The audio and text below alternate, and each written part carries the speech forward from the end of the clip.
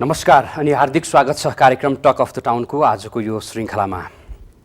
दर्शकहरू, भर्खरै मात्र नेपालले 18औं सार्क शिखर सम्मेलन भव्य र सभ्यतापूर्वक सम्पन्न गरेको छ।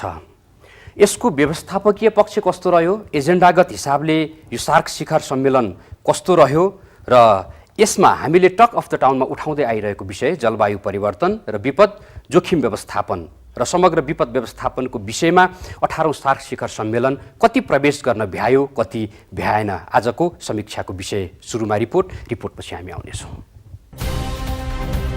एक महिना अघि मात्र भारतमा आएको हुदहुद आँधीका कारण भारत लगायत नेपालमा समेत जनधनको ठूलो क्षति भयो। त्यस अवस्थामा भारतीय मौसम पूर्वानुमान शाखाले गरेको आकलन ठिक भएका कारण भारतमा ठूलो क्षति नभएको भारतीय सञ्चार माध्यमले बताएका थिए। उक्त समयमा भारतीय प्रधानमन्त्री नरेन्द्र मोदीले सूचना र प्रविधिको आवश्यक विकासले गर्दा पूर्व सूचना प्राप्त भएको र त्यसले क्षति न्यूनीकरण हुन सकेको बताएका थिए।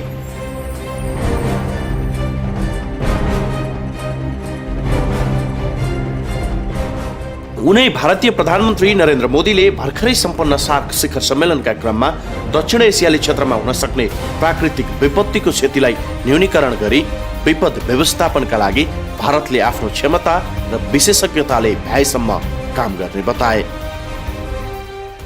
As neighbors, we should also be together in good and bad times.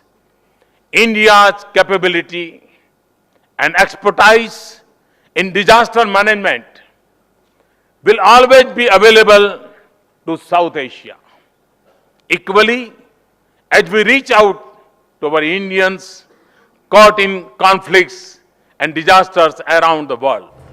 नेपालमा सम्पन्न 18औं सार्क शिखर सम्मेलनमा सदस्य राष्ट्रका राष्ट्र एवं सरकार प्रमुखले यस क्षेत्रको ठूलो चुनौतीका रूपमा रहेको विविध प्राकृतिक विपत्तिको रोकथाम र यसको क्षति न्यूनीकरण गर्न सबैले सामूहिक प्रतिबद्धता जनाई साझा एजेन्डा बनाउनु पर्ने बताए।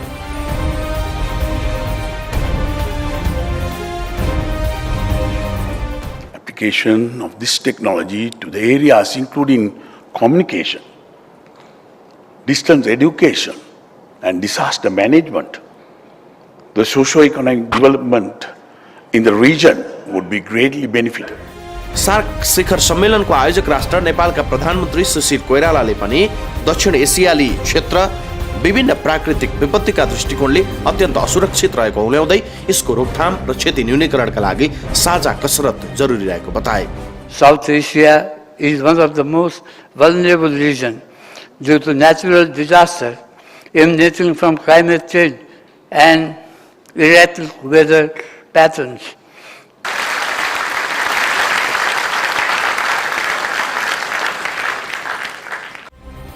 सार्क राष्ट्रको सदस्य राष्ट्र नेपाल एवं भुटान बाढी पहिरो, आगलागी, भूकम्प, हिमपात, हिमताल फुट्ने लगायत विपदको उच्च जोखिममा छ भने भारत, पाकिस्तान, बङ्गलादेश, अफगानिस्तान लगायत देशहरू सामुद्रिक आँधीको समेत जोखिममा छन्। त्यस्तै सार्कको अर्को सदस्य राष्ट्र मालदिभ्स त झनै समुद्रमै विलिन हुने खतरामा छ। दक्षिण एसियाको विकास क्रममा बाधकको रूपमा रहेको विपद जोखिम व्यवस्थापनका सन्दर्भमा सबै राष्ट्र प्रमुखले सार्क सम्मेलनमा गम्भीरताका साथ प्रसङ्ग उठान गरेका छन्। Sadly, we are already living with the consequences of climate change.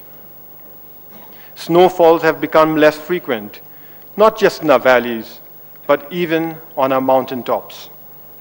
Glaciers are retreating, crop yields are fluctuating, water levels in our rivers and streams have receded, and we are experiencing more extreme climate.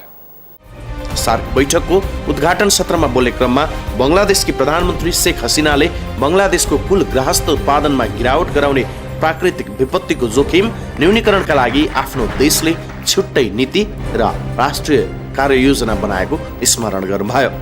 The risks are so grave that for Bangladesh, climate change may wipe out 2 to 3% of our annual GDP, including displacement of more than 30 million people by 2050.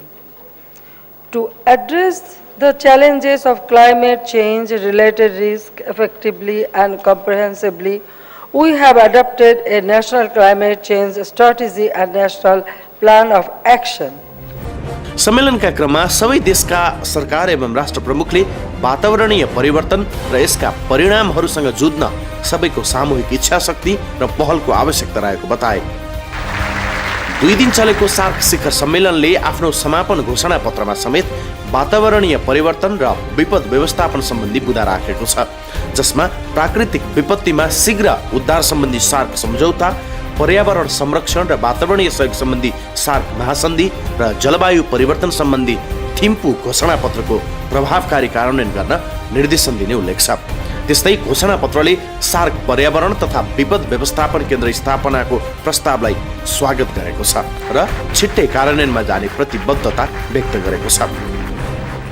18औं shark शिखर सम्मेलनबाट आएको काठमाडौँ घोषणा पत्रले विपद जोखिम व्यवस्थापनका लागि उठान गरेको विषयले कहिले कार्यान्वयनको रूप लिने हो, त्यसका लागि भने समय पर्खनुको विकल्प छैन।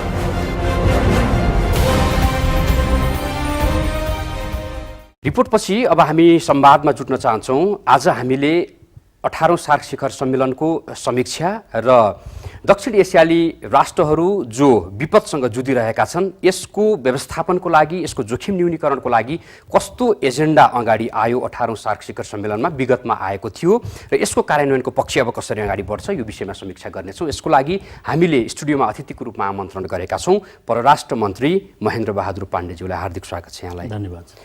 पहिलो प्रश्न त व्यवस्थापकीय हिसाबले 18औं सार्क शिखर सम्मेलन चाहिँ कस्तो रह्यो मन्त्रीज्यू? यसको दुईटा पाटो छ। एउटा पाटो हामीले आफूले व्यवस्थापन गरेको र हाम्रो अनुभवमा व्यवस्थापन, अर्को यो व्यवस्थापनलाई हामी सबै यो व्यवस्थापन गर्ने भन्दा बाहिर बसेका सबै नेपालीहरू विभिन्न किसिमको समुदायहरूमा आबद्ध भएका मान्छेहरू समाजको विभिन्न तह र तबकामा बसेर यसलाई हेर्ने मान्छेहरू उहाँहरूले गर्ने समीक्षा हुन्छ। हामी व्यवस्थापन गर्ने पक्षको हिसाबले अत्यन्त छोटो समयमा हामीले यो व्यवस्थापन गऱ्यौँ। त 2 वर्ष अगाडि नै थाहा थियो नि नेपालमा हुँदैछ 2 वर्षपछि भनेर, होइन? तैपनि यो व्यवस्थापकीय तयारी, भौतिक तयारी चाहिँ निकै अन्तिम समयमा निकै हतारमा गरियो। ठिक कुरा गर्नुभयो। हामीले के गर्नुपर्छ भने, अझ मलाई सोध्नुहुन्छ भने 2 वर्ष अगाडि गर्नुपर्ने सार्क समिट हामीले गर्नुपर्छ भन्ने कुरा चाहिँ 3 वर्ष अगाडिदेखि नै हामीले तयारीमा लाग्नु पर्थ्यो। तर त्यो त गरेनौँ र यो गर्नुपर्छ भन्नेमा 2 वर्ष बित्दा पनि हामीले चाहिँ नै नगरेर बसेको अवस्था। हामी सरकारमा आएपछि हामीले यसलाई गरौँ भनेर पुरानो रूपमा रहेका अल्झेका धेरै कुराहरूलाई क्लियर गर्नुपर्छ भन्ने हिसाबले लाग्दै जाँदा यो पनि एउटा महत्त्वपूर्ण कुरा हो भनेर हामीले गर्न तयार गऱ्यौँ। तर कहाँ गर्ने भन्नेमै हामी 2-3 महिना चाहिने अल्झ्यौँ। कहाँ गर्ने भन्ने चाहिँ स्थानको खोजी हो, होइन? र बिल्डिङकै खोजी थियो हामीलाई। त्यसमा दुईवटा कुरा थियो।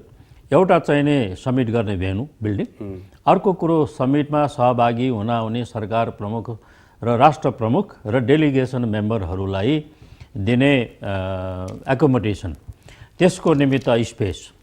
अर्को चाहिँ पाटो के थियो भने साउथ एसियामा जहिले पनि ध्यान दिनुपर्ने कुरा एउटा के छ भने अत्यन्त पपुलर लिडर्सहरू जब कुनै ठाउँ जान्छन् भने त्यो ठाउँमा सिक्युरिटीको हिसाबले अत्यन्त गम्भीर हुनुपर्छ भन्ने चाहिँ नि मलाई लाग्छ र हामीलाई लागेको कुरा हो। त्यसो हिसाबले सेक्युरिटीको कुरो पनि यो सँगसँगै आउँछ। सेक्युरिटी थ्रेट चाहिँ कहीँ न कहीँ थियो। हो, त्यसो भएको हुनाले यसपालि हामीले त्यही ढङ्गले सबै एप्रेजल टिम बनाएर ल्यायौँ। काठमाडौँभन्दा अन्य ठाउँहरूमा उपयुक्त देखिएन। त्यसो भएपछि हामी भौतिक पक्षमा जो तयारी गऱ्यौँ नि, यो हाम्रो 2-2.5 महिनामा गरेको प्रयत्न हो। तर पनि हामीले भेन्यू पनि ठिकसँग तयार गऱ्यौँ, रिट्रिटको भेन्यू पनि तयार गऱ्यौँ, सडकलाई एउटा रात बिहान नभनेर काममा मान्छेहरू लगाएर त्यसलाई पनि तयार गऱ्यौँ र यो ढङ्गले हेर्दाखेरिमा आउने जाने भेहिकल एकोमोडेसन यो सब कुराको व्यवस्था हामीले चाहिँ छोटो समयमा भावनाले गऱ्यौँ।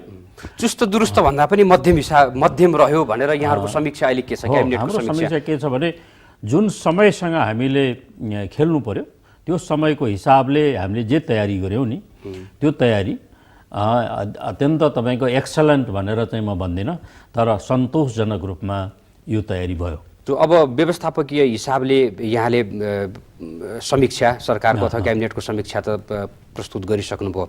एजेन्डागत हिसाबले चाहिँ 18औं सार्क शिखर सम्मेलन चाहिँ कस्तो रह्यो, कस्ता एजेन्डाहरू आए, प्राथमिकताका एजेन्डाहरू कति परे, त्यसमा कस्तो खालको प्रतिबद्धता आयो सार्क राष्ट्रहरूको? मूल कुरा यसको प्राथमिकता पनि मूल एजेन्डा अन्तर्गत नै रहने हो। पहिलो कुरा पिसको कुरा हामीले गऱ्यौँ, शान्तिको कुरा हामीले गऱ्यौँ।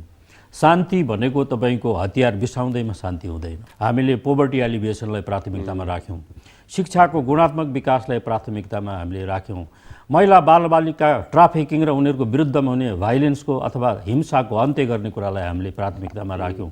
आतङ्कवाद जुनसुकै रूपको भए पनि त्यसलाई रिजनल लेभलमा नियन्त्रण गर्नुपर्छ भनेर हामीले त्यसलाई प्राथमिकतामा राख्यौँ।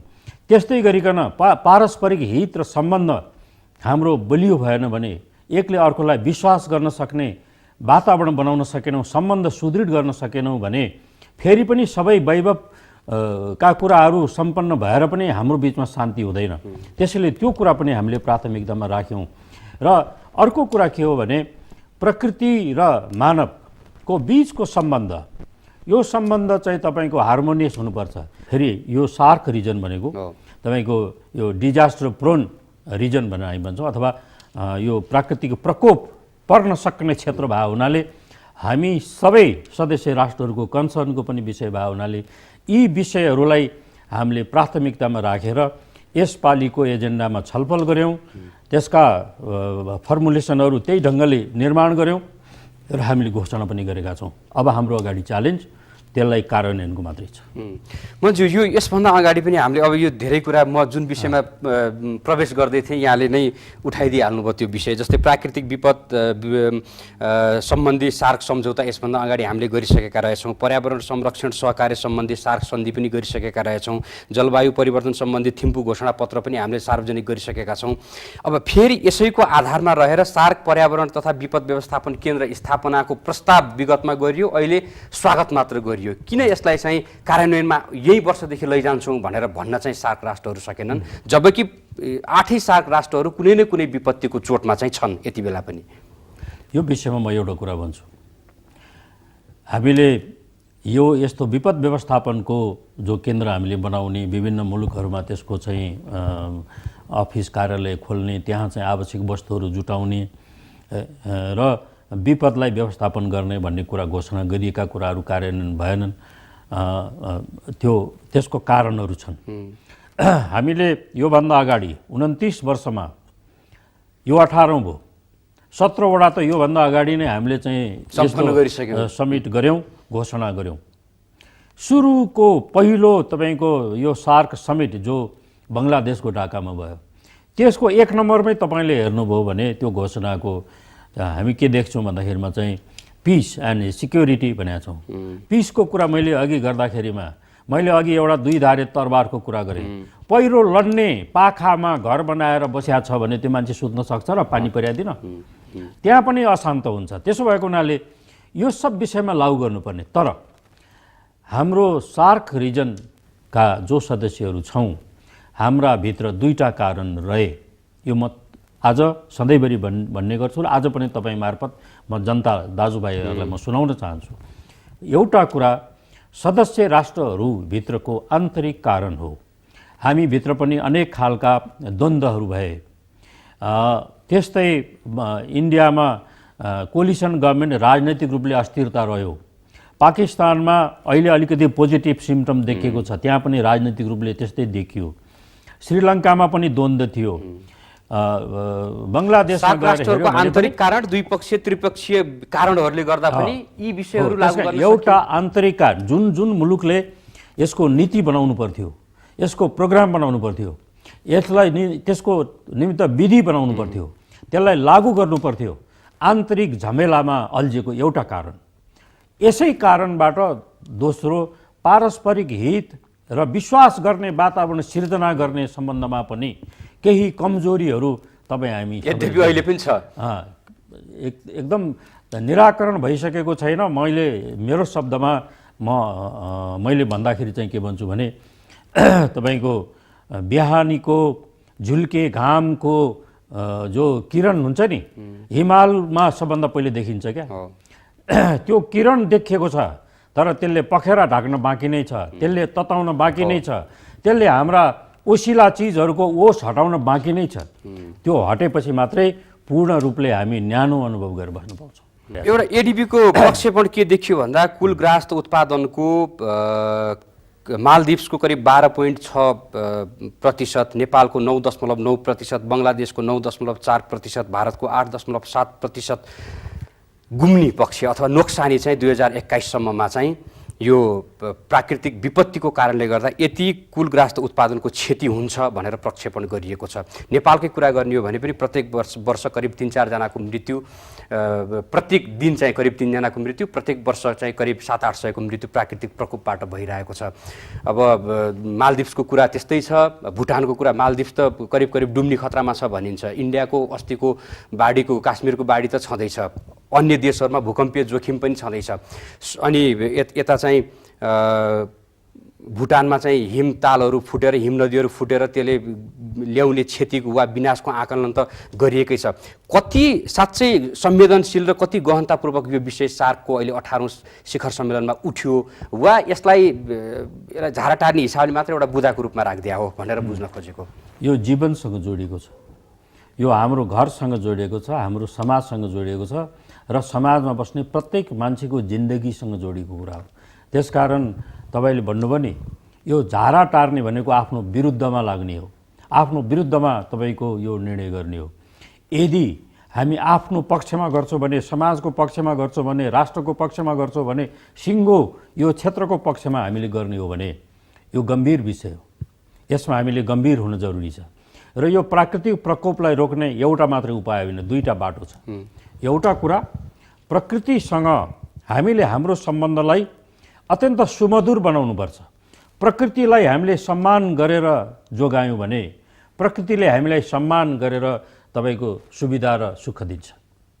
त्यसैले एउटा हामीले त्योसँगको सन्निकता, त्योसँगको सम्बन्ध हामीले अत्यन्त सुमधुर र हार्मोनियस बनाउनुपर्छ। दोस्रो पाटो, त्यस्तो हुँदै पनि प्राकृतिक प्रकोप 100% रोक्ने भन्ने हुन सक्दैन। अवश्य त्यो हुन्छ। त्यो प्राकृतिक प्रकोप भएको बेलामा छिटो भन्दा छिटो त्यसमा भिक्टिमाइज भएका मानिसहरू, प्राणीहरूलाई जिउँदै त्यो ठाउँबाट उद्धार गर्ने र उसलाई बसोबास र उद्धार, राहत, पुनर्स्थापना जम्मै गर्ने त्यो व्यवस्था गर्ने तयारीमा राष्ट्रहरूले ध्यान दिनु जरुरी छ। यसको निमित्त शिक्षामा, चेतनामा, हाम्रो शिक्षाको करिकुलममा महत्त्वपूर्ण कुरा हाल्नुपर्छ भन्ने मलाई लागेको छ। एउटा उदाहरण म तपाईलाई दिन चाहन्छु। यो प्राकृतिक प्रकोपको कुरा छोडिदिउँ। सार्क शिखर सम्मेलन हामीले एउटा ढङ्गले तयारी गर्यौँ। हामीले केही बाटोहरूमा यही मौकामा अलिकति रुख पनि रोपौँ, अलिकति राम्रो पनि बनाऊ भनेर लाग्यौँ। भोलिपल्टैदेखि मैले के सुन्न थालेँ भने बाटो हिँड्ने मान्छेले त्यो बोर्डको टुप्पो भाँचिदिन्छ र अनि उसैले भन्छ सरकार के हेरेर बस्छ, यो कसरी संरक्षण गर्छ भन्छ र निमर्दिन्छ। यो चेतनाको कुरा पनि हो, हाम्रो बानीको कुरा पनि हो, हाम्रो सोचको कुरा पनि, नैतिकता हो। त यो देश मेरो हो, यो देशको सम्पत्ति पनि मेरो हो र म यो देशको नागरिक हुँ। त्यसकारण मेरा जिम्मेदारीहरू छन् र यो देशको राम्रो गर्न मैले सकेँ भने त्यो राम्रो ठाउँको नागरिक, म पनि राम्रो नागरिक हुन्छु भन्ने चेतना, तपाईले भने जस्तै कल्चर, संस्कार, संस्कृति, बानी, बेहोरा त्यो हामीले विकास गर्नुपर्ने भन्ने पनि यसले इन्साइट दिएको छ। यो ठाउँ पनि हामीले फोकस गरेर अब हामीले अभियान, सामाजिक अभियानहरू चलाउँदाखेरिमा, शिक्षाको क्षेत्रमा लगानी गरेर शिक्षाको करिकुलम इम्प्लिमेन्ट गर्दाखेरिमा, हामीले राजनैतिक रूपले गर्ने विभिन्न किसिमको सभा सम्मेलनहरू हुँदाखेरिमा पनि यो पक्षलाई ध्यान दिएर राजनैतिक कार्यकर्ताहरूलाई, सामाजिक अभियन्ताहरू, सब मान्छेले यो प्रकृतिलाई हामीले कसरी राम्रो बनाउने र कसरी हामीले राम्रो प्राकृतिक परिस्थिति जोगाउन सक्ने एउटा असल नागरिकको हैसियतमा हामीले आफूलाई उभ्याउने भनेर यी कुराहरू मन्जु कार्यान्वयन हुन्छ। सार्कको यस अगाडिका घोषणापत्रहरू कार्यान्वयन भए, अब अहिले कसरी अपेक्षा गर्ने? नेपालकै अवस्था हेर्ने भने प्रत्येक वर्ष बाढी, पहिरो, चट्याङ, आगलागी, शीतलहर, भूकम्प बेला बेलामा आउने भूकम्पबाट सधैँ क्षति भएको भइछ। हामीले चाहिँ योजनाहरू पनि ठुल्ठुलो बनाउँछौँ, गफ पनि ठुल्ठुलै दिन्छौँ, विशेष चाहिँ हामीले तयारी गरेका छौँ भनेर विपत्तिसँग जुझ्नको लागि तयारी गरेका छौँ पनि भनेर भनिएको छ। तैपनि यो क्षति बारम्बार निम्तिएको छ। सार्क राष्ट्रहरूले पनि यो क्षति बेहोरिरहेका छन्। अब यो सार्क पर्यावरण तथा विपद व्यवस्थापन केन्द्र जुन स्वागत गरिएको छ, प्रस्तावित यो मस्यौदाको स्वागत गरिएको छ, कहिले कार्यान्वयन होला कि अब यो 2 वर्षमा हराउँछ, फेरि अर्को वर्ष अस्ति स्वागत गरिरहेको थियो, पहिला घोषणा गरियो, अहिले प्रस्ताव गरियो, अहिले घोषणा गरियो, स्वागत गरियो, यो वर्ष ताली बजाउँ, अर्को वर्ष फेरि केन्द्र स्थापना गरौँ भन्दा भन्दै 10-15 वर्ष दक्षिण एसिया नै विपदले सिद्धिने हो कि? मलाई त्यस्तो लाग्दैन। परिवर्तन भनेको सबभन्दा पहिले तपाईँको मान्छेको चेतनामा परिवर्तन आउनुपर्छ। समाजको कुनै पनि एउटा के अङ्ग्रेजीमा भनाइ छ भने नि, एभ्री सोसल अपहिभल हुन्छ नि, prior to social upheaval there will be the change in the mind of the people. जनताको अवधारणामा परिवर्तन भएपछि मात्रै सोसाइटीमा परिवर्तन उसले ल्याउन सक्छ। त आजको 21औं शताब्दीको चेतना क्रमशः बढेर गएको छ। एउटै मात्रै कुरा के छ भने चेतना वृद्धि हुँदैमा सबै कुरा हुँदैन। म एउटा उदाहरण तपाईँलाई दिन चाहन्छु। एउटा मान्छे छ, कहिल्यै तपाईँको रक्सी खाँदैन, तर एक दिन पिकनिक गयो, साथीभाइले भने हेट पिकनिकमा नखा हुन्छ भनेर खुब खुवाइदिए। गएको बेलादेखि नै लड्यो, घिच्यो, झुन्ड्याएर साथीभाइले घरमा पुर्याइदिए। एउटा मान्छे त्यहाँ छ। अर्को उसको साथी छ, ऊ त्यसरी खाँदैन त्यसरी, तर हरेक साँझ 2 पेग नलागेदेखि निन्द्रा आउँदैन। यो दुईटा मध्ये कुन चाहिँ नि जडिया हो? तपाईँलाई मैले सोधेँ भने के भन्नुहुन्छ? त्यो 2 पेग नखाइकन निन्द्रा नआउने चाहिँ जडिया हो। त्यो अर्कोलाई त एक दिन खुवाइदिया हो, भोलि फेरि खाँदैन। त्यो भनेको के हो भने बानी व्यवहार भनेको चाहिँ रिपिट भएपछि त्यो 2 पेग खानेलाई नभए निन्द्रै आउँदैन, तर लड्या मान्छेलाई भोलि नभए पनि हुन्छ, अब खान्न भन्छ। त्यसो भए हुनाले कुनै पनि कुरा रिपिट भएपछि बानीमा विकास हुन्छ। हाम्रो अहिले सकारात्मक जाने कुरामा त्यसैले यो बानी विकास कसरी गर्ने, कल्चर विकास कसरी गर्ने भनेर मैले अघि भने आउँ। जहाँसम्म इम्प्लिमेन्टेसनको कुरा छ, हामीले भने जस्तै सेन्टर आज स्थापना भइगयो, त्यसको भवन बनिगयो, त्यसभित्रको जम्मै कुरा वेल इक्विप भइहाल्यो। तपाईँको यो दक्षता प्राप्त भएका सबै मानिसहरू त्यहाँ कार्यमा जुटिहाले, त्यो हुँदैन, काम गर्न थालिसक्यो भन्ने होइन। यो होइन, तर स्टार्ट हुन्छ, अब सुरु हुन्छ। अब मैले अघि भने कहिलेसम्म हुन्छ होला मन्जु? यहाँ त किनभने छलफलमा बसिरहनु भएको छ। मलाई प्रस्ताव त आयोजक राष्ट्रको नाताले हामीले नै गर्यौँ होला यो केन्द्र स्थापनाको लागि। नेपालको कुरा गर्नुहुन्छ भने यो अब यसको सबभन्दा राम्रोसँग प्र्याक्टिकल प्लानिङ कमिसनले पनि ध्यान दिनु पर्यो। अर्को चाहिँ तपाईँको हाम्रो पर्यावरण मन्त्रालय छ, के अरे यो मिनिस्ट्री अफ इन्भाइरोमेन्ट, वातावरण मन्त्रालय। त त्यो मन्त्रालयले अब भन्नु पर्यो कि अब हामीले यसलाई फोकस गरेर हाम्रा कार्यक्रमहरू बनाउनु पर्यो। सेमिनारमा होइन, गोष्ठीको लागि होइन, यसलाई कार्यान्वयनमा ल्याउनको लागि स्कुलमा के गर्नुपर्ने हो, समाजलाई के गर्नुपर्ने हो, भत्केको ठाउँलाई जोगाउन के गर्नुपर्ने हो, यसको जनचेतना जगाउने र त्यो सँगसँगै हामीले प्रकोपहरूलाई नियन्त्रण गर्ने हिसाबले यसको योजना अथवा कार्ययोजना केही छ हामीसँग? सार्क पर्यावरण तथा विपद व्यवस्थापन केन्द्र यहाँ यसरी यो बेलासम्म गठन हुन्छ, यस्तो यस्तो विषयमा हामी काम गर्छौँ भन्ने केही छ? होइन, यो शीर्षकमा मात्र आयो? यो म बताउँछु। शिखर सम्मेलनहरूले नीति स्टेटमेन्टहरू नै हो बनाउने, त्यो हामीले राम्रोसँग बनाएर घोषणा गरेका छौँ। अब हाम्रो लाइन मिनिस्ट्रीहरू जो छ नि, लाइन मिनिस्ट्री र राष्ट्रिय योजना आयोग, यसलाई अगाडि बढाउनै पर्छ। मैले उहाँहरूसँग कुरा थालिसकेको छु। प्लानिङ हामीले गर्ने होइन, हामीले एउटा यो पोलिसी हामीले ल्याउँछौँ परराष्ट्रले। ती सम्बन्धित मन्त्रालयहरूले यसलाई अगाडि बढाउँछन् भन्ने मलाई विश्वास छ र बढाउनुपर्छ भनेर मैले प्रधानमन्त्रीसँग पनि भनेको छु। घोषणा गरियो प्रधानमन्त्रीजी, राम्रोसँग गरियो, सबैको सहयोगले बहुत सबैले धन्यवाद दिने गरी हामीले सफल गऱ्यौँ। तर यसलाई हामीले ठिकसँग कार्यान्वयन गर्न सक्यौँ, यो च्यालेन्जलाई हामीले चाहिँ मिट गर्न सक्यौँ भने त्यतिखेर मात्रै हामीले पाएको धन्यवादको सार्थकता हुनेछ। आयोजक राष्ट्रको नाताले अथवा अध्यक्ष राष्ट्रको नाताले चाहिँ यो कार्यान्वयनको लागि हामीलाई कति दबाब छ? दुईटा छ। अध्यक्षको नाताले अहिले अध्यक्ष मात्र होइन, अब 2 वर्ष अध्यक्ष हुन्छ। यो 2 वर्षमा हामीले हरेक हाम्रा घोषणा गरेका वस्तुहरूको प्राथमिकतामा हामी पुग्नै पर्छ, त्यसलाई हामीले अगाडि बढाउनुपर्छ। र दोस्रो कुरा, हामी अध्यक्षको नाताले हाम्रा सदस्य राष्ट्रहरूमा यसको इम्प्लिमेन्टेसनको अवस्था के छ हो त्यसको बारेमा अध्यक्षको हैसियतले हामीले कुनै कोअर्डिनेटिङ काम गर्नुपर्छ कि केही छ भने त्यो भूमिका पनि हामीले निर्वाह गर्नुपर्छ। यो दुईटा काममा अब नेपालको सरकारले गम्भीरतापूर्वक अगाडि बढ्नुपर्छ भनेको छु। परराष्ट्र मन्त्रालयको हैसियतले गर्नुपर्ने काममा म त्यो ठाउँमा रहन्जेलसम्म यसको पहल कदमीमा तलमाथि पर्न नदिने र यसमा चाहिँ तपाईँको कुनै कमी आउन नदिने ढङ्गले हामी अगाडि जान्छौँ। हस् मन्ज्यू, जाँदा जाँदै लिखित केही संक्षिप्त प्रतिबद्धता पनि यहाँबाट लिन चाहन्छौँ। साँच्चै यो विपद जोखिम व्यवस्थापनका लागि यहाँले व्यक्तिगत रूपमा र संस्थागत रूपमा एउटा जिम्मेवार मन्त्रीको नाताले अथवा सरकारको एउटा प्रतिनिधिको नाताले पनि यहाँले कस्तो भूमिका खेल्नुहुन्छ भन्ने विषयमा संक्षिप्त हामी लिखित प्रतिबद्धता पनि लिन चाहन्छौँ।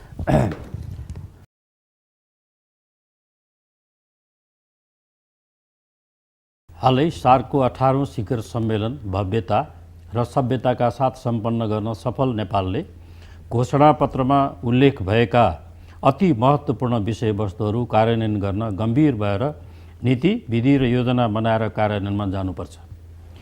परराष्ट्र मन्त्रालय सबै सम्बन्धित मन्त्रालयहरू, राष्ट्रिय योजना आयोग र सरोकार राख्ने निकायहरूलाई घचघच्याउन र आफ्नो मन्त्रालयले गर्नुपर्ने एवं खेल्नुपर्ने भूमिका प्रभावकारी रूपमा खेल्न तयार छ र खेल्छ। व्यक्तिगत रूपमा यी सबै र खास गरी प्राकृतिक प्रकोप व्यवस्थापन एवं नियन्त्रणमा उचित रूपमा क्रियाशील हुने प्रतिबद्धता पनि मेरो छ रहनेछ। धन्यवाद। हस् मन्जु, हार्दिक धन्यवाद। विपद व्यवस्थापन केन्द्र चाँडै स्थापना होस् र सार्क राष्ट्रहरू जो विपदसँग वर्षेनी जुधिरहेका छन् यसको जोखिम कम गर्न, क्षति कम गर्न चाहिँ यो केन्द्रले महत्त्वपूर्ण भूमिका खेलोस्, त्यो उपलब्धि हासिल होस् र फेरि एकपटक सभ्य र भव्य यो 18औं सार्क शिखर सम्मेलन सम्पन्न गर्नुभएकोमा हार्दिक बधाई, धन्यवाद दिन चाहन्छु। यो जसरी हामी एक ढिक्का भएर सम्मेलन सफल बनाएका छौँ त्यसरी नै यसका डिक्लेरेसनहरूलाई कार्यान्वयन गर्ने ठाउँमा हामी जान सकौँ र समाजमा आउने कुनै पनि विपत्ति र विकृतिलाई पन्छाएर र हटाएर हामी साँच्चै सभ्य, सफल र सबल एउटा जनता र राष्ट्रको हैसियतमा नेपाललाई उभ्याउन र पुर्याउन सकौँ, यही सबैको भलो हुन्छ। आज तपाईँले यहाँ बोलाएर यो कुरा भन्न दिनुभयो, त्यसको निमित्तमा तपाईँ र तपाईँको यो जो इमेज च्यानल छ, यसको परिवार छ र यसलाई सुन्ने सबै श्रोताहरू र यसलाई सुनेर कार्यान्वयन गर्ने मनभित्र अठोट लिने जम्मै मानिसहरूलाई पनि म यो सन्दर्भमा धन्यवाद दिन चाहन्छु। धन्यवाद। हस्, हार्दिक धन्यवाद। र दर्शकहरू, यो सँगै आजको लागि कार्यक्रम टक अफ द टाउनको निर्धारित समय सकिएको छ। सुरक्षित सहर अनि बस्तीको अर्को श्रृङ्खलामा जोड्ने गरी हामी उपस्थित हुनेछौँ। तबसम्मको लागि सम्पूर्ण युनिट सहित म सुनिल पनि बिदा चाहन्छु। नमस्कार। Talk of the Town.